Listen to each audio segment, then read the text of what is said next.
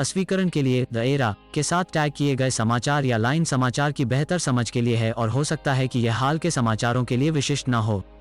Europe से एक अपने राष्ट्र को संबोधित करते हुए यूके के प्रधानमंत्री ने अवैध प्रवास पर घोषणा की कि नई सरकारी योजनाओं के अनुसार यूके में शरण चाहने वालों को रवांडा का एकतरफा टिकट प्रदान किया जाएगा।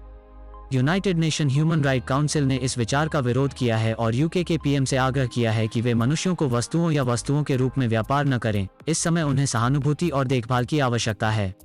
सरकार का कहना है कि ब्रिटेन पहले शरण चाहने वालों को हफ्तों के भीतर रवांडा भेज सकता है। द एरा मजेदार बात यह है कि यूके यूनाइटेड नेशन का एक P5 सदस्य है, इसलिए वो जो सोचता है वह नियम है और बाकी सब कुछ नियम नहीं है, भले ही इसका उल्लेख संयुक्त राष्ट्र चार्टर में किया गया हो। क्या यह विडंबना नहीं है कि ब्रिटेन हर देश को मानवाधिकारों पर व्याख्यान देता है?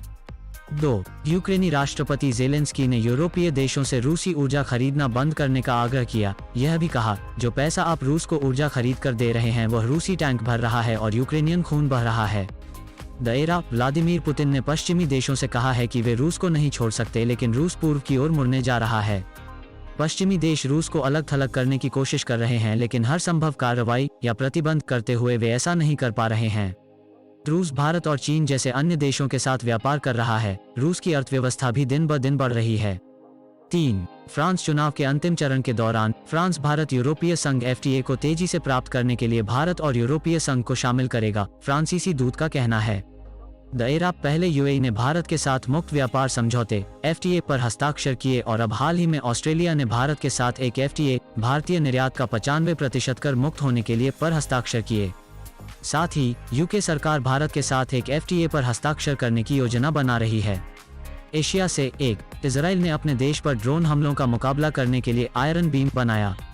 यूक्रेन में ड्रोन हमलों के वर्तमान परिदृश्य को देखते हुए रूस के संघर्ष ने इजराइल को आयरन बीम बनाने के लिए प्रोत्साहित किया है, जिसे 2024 में योजनाओं के अनुसार बनाया जाना था।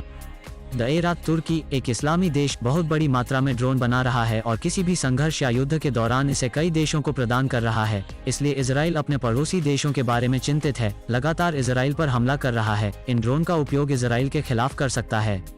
2. श्रीलंका में आर्थिक संकट को लेकर विरोध प्रदर्शन। लोग चाहते हैं कि राजपक्षे की मौजूदा सरकार इस्तीफा दे।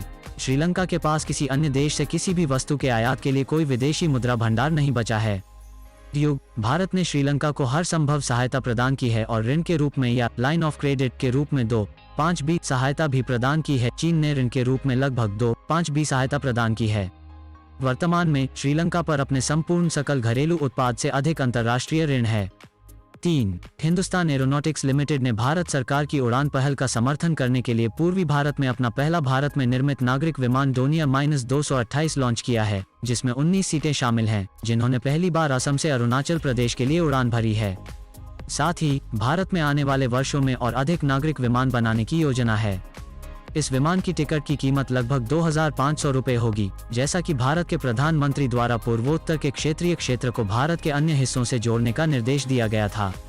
विदेश मंत्री S जयशंकर ने CGI न्यूयॉर्क यूनाइटेड स्टेट में बाबा साहेब अम्बेडकर जयंती के समारोह को संबोधित किया। 4. पाकिस्तान PTI के 100 विधायक ने अपने पद से इस्तीफा दे दिया है, जिसके परिणामस्वरूप पाकिस्तान में फिर से चुनाव हो सकते हैं। वर्तमान आर्थिक स्थिति के अनुसार पाकिस्तान फिर से चुनाव के कारण आर्थिक संकट में जा सकता है। 5. ग्लोबल टाइम्स चीन की सरकार का मुखपत्र। चीनी स्टेट काउंसलर और विदेश मंत्री वांग यी ने गुरुवार को वियतनाम के विदेश मंत्री बुई थान सोन से फोन पर बात की। इस बात पर जोर दिया कि चीन और वियतनाम, 2 समाजवादी देश, एकजुटता को मजबूत करने के लिए तैयार हैं और इस क्षेत्र में यूक्रेन जैसी त्रासदी नहीं होने देंगे। द एरा यह वादा काफी हद तक यूक्रेन को रूसी अपराध के खिलाफ मदद करने के अमेरिकी वादे के समान दिखता है। अमेरिका ने फिर से यूक्रेन को सैन्य हथियार और मानवीय सहायता प्रदान की। सुनने के लिए धन्यवाद। ट्यून करते रहें।